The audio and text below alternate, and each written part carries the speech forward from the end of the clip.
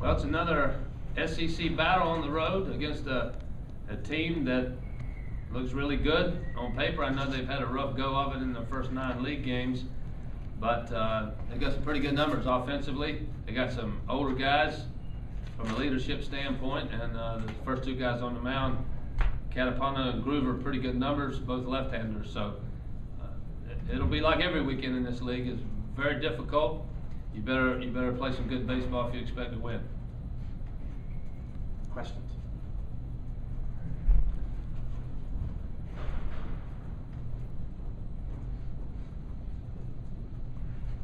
I know in baseball you get into routines and schedules and get used to things. Any concern about how playing a game last night, a quick turnaround, you got to be in Knoxville and ready to play tomorrow night?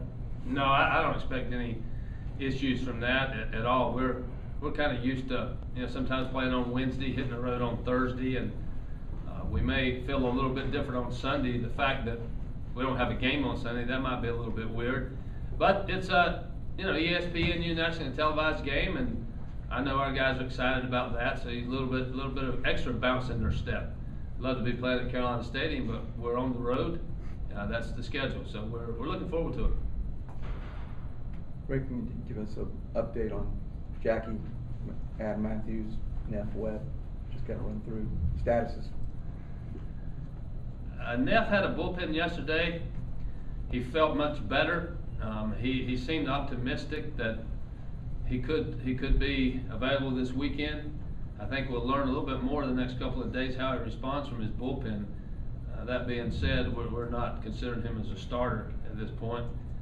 Webb is going to travel. He will throw a bullpen in Knoxville tonight, so we'll have a better idea of how he feels from that standpoint. Matthews, to me, looks really good in his rehab. That being said, he hasn't played yet. So, I don't know. I've watched him train. I've watched him, work in the outfield a little bit. He looks good, but he hasn't said he could play. So, he's still out. Are you hopeful he still might start? I really don't have any idea. I don't have any idea. He hasn't said he could play, and we can do all we can as trainers and coaches, but until a student athlete says I'm ready to go, to me you're not ready, and so it's kind of up to him at this point on how he feels, and he shouldn't be rushed, and I'm not rushing him. You shouldn't play until you're ready to play.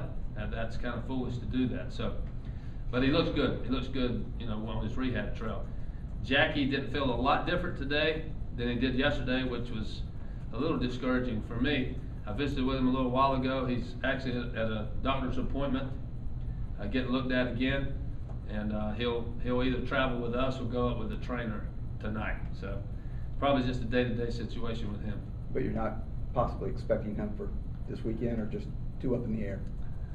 It really is up in the air. I'm not trying to be evasive, but if the doctors say that he can play and he says he can't, he won't. Sometimes a doctor will clear you because you can't do any more damage. You may have soreness or aggravation, but you're really not going to hurt yourself. And sometimes they'll clear you, but if he doesn't feel like he can play, he won't. And on the flip side, if they say you can't play, then it's their call. You can't play. So we'll just have to see. I don't know. He may feel a little bit better tomorrow, but I don't know. We'll have 9. We're going to have 9 guys on the field. I promise you, we're going to have 9. And the bus. John Taylor's a guy who just seems to keep getting better and better. So he's sort of the classic definition of a late bloomer. Well, last year, his first year in the program, he was pretty good in the fall, pretty good in the preseason. He did not pitch well when the year started. So it kind of was a reversal a little bit with he and Jose Mata.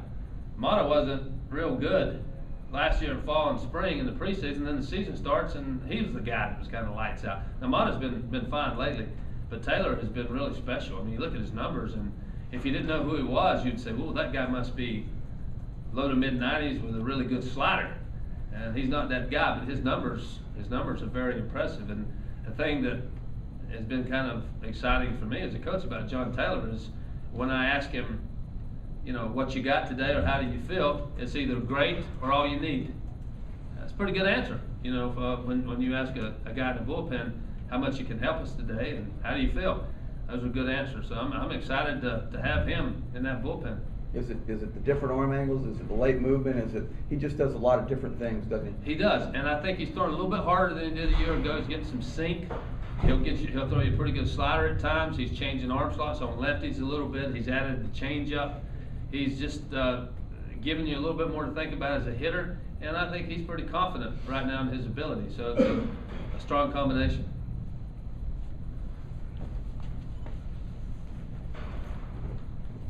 Ray, could you give us an update on two other guys, Harrington and Thomason? Both of them have kind of been with the injuries so far this season. We got more guys hurt than we do healthy, but Harrington is probably going to declare for a hardship. You know, he's just not able to physically participate the way he would like to, recovering from the arm surgery.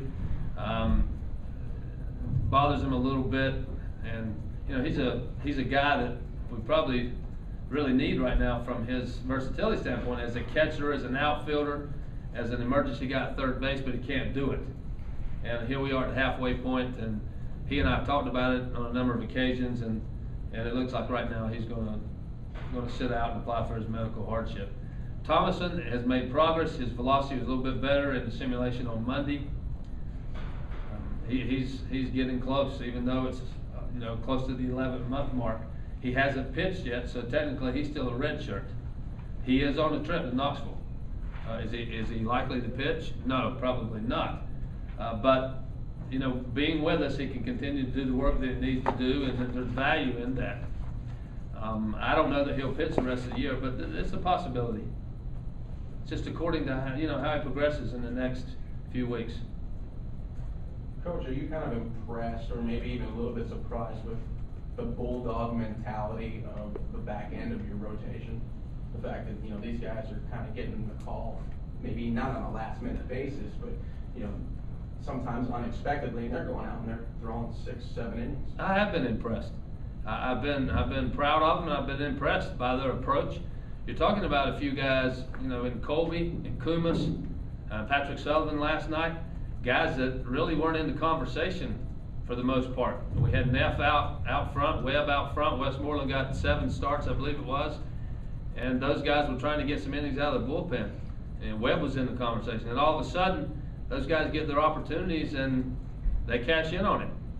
You could be in that situation that you're moaning and complaining that you're not getting your opportunities, or you can be ready when the chance comes. Those guys have been ready, and as a result, they pitch well. They'll continue to pitch, and so you have to be happy about them and happy for them, and proud of the way they've approached this thing.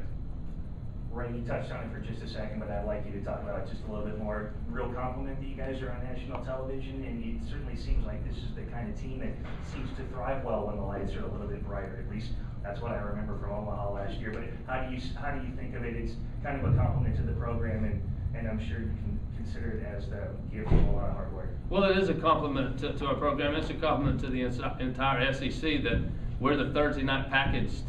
You go back to the fall, you got Thursday night football. And now we got Thursday night baseball since basketball is over with now. So that's exciting for our conference. It's exciting for our program that we're the first game out there. And our guys like that. They I think they enjoy a little bit of attention and the limelight. They have a lot of camaraderie. They have a lot of fun, and there's nothing wrong with that. And so they battled hard and they approached the game the right way. So having a little bit of fun is all right. Can you just sort of elaborate, what is it that Jackie's feeling exactly when he ran out and couldn't go last night? What was he feeling, and what are the doctors looking for? I think that it's sort of been diagnosed as a muscle strain. I think it's hard for me to, I guess, explain this maybe a little bit in the middle of his back. He's okay from a rotational standpoint. His batting practice yesterday was very impressive, which shocked me. I mean, we started out very gingerly because he knew his back was bothering him, but as he got into it, his swings were really good. His contact was impressive, and when he got done, I kind of smiled at him. I said, "That's your best batting practice in about 3 weeks." But then when he started to the outfield, a little bit of bounce, and that's what bothers him. And it was an injury where he was bending over. So it's not as much rotational issue as it is bending over. So I guess that's what tightened him up a little bit. So we'll just have to see if there's spasms, is it going to be tight, if and when he'll be able to play. It's kind of hard to tell. Mm-hmm. Is it natural with all of those guys? I mean, we're talking about early April, not June, not to rush them back and let them come back at their own pace. Well, I think it's one of those things that you never know what the right answer is, and the only thing I go by is the way they feel and what they say. That being said, you have to defer to our medical authorities. You know, if they say this young man can't play, he can't play, regardless if he says he can or not.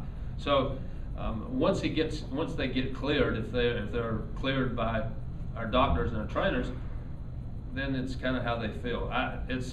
I never want to rush anybody. I don't care if it's the end of the year. If you usually in that situation, you're not going to get the results that you want. You got to feel good about playing and feel comfortable doing it. Otherwise, you can't go yet. You know, I tell my guys all the time, if you play, you're not hurt. If you hurt, you can't play.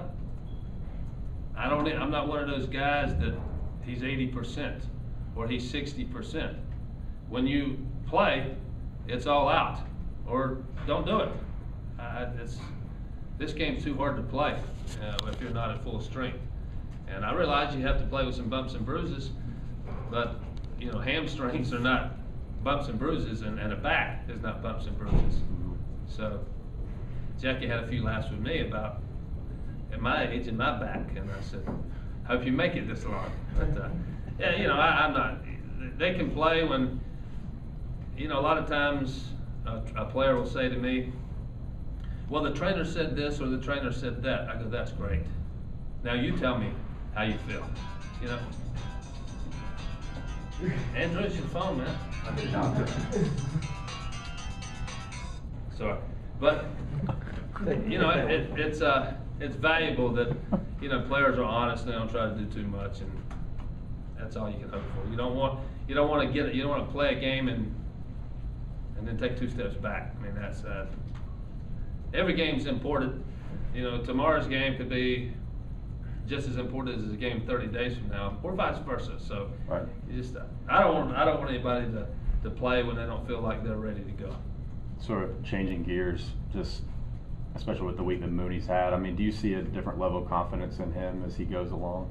I have. And I kind of saw that in the fall. I saw it in the preseason. You're talking about a veteran guy, a baseball family, a guy that we recruited that way. He liked it, he accepted it, he thrived in it. And then the season started and he tried to do too much in my estimation. I don't think he's ever said that necessarily to me. Maybe not to you either, but I just thought he tried to do too much. He was trying to not be who he was. He was trying to make great plays or never make an error, get a hit all the time, and you start pressing a little bit, and I think that's what happened. Now he's a little more comfortable, and he's able to get some hits, take some walks, and make the plays that he's supposed to. So he's been really good for the last few weeks. And how important is that at the top of the lineup where you struggled for a while? Well, it's vital. It's vital for us. We scuffled a little bit in the 1 and 2 spots, and he sort of now has made a statement that I can be either one of those guys that you need. Wingo's been moved up a little bit because of his on base percentage. His batting average is higher as well, but Wingo's on base percentage is very good, always has been, even when he was hitting in the 250 range. But he's much higher than that right now, so we've had a little more stability up there. Any other questions?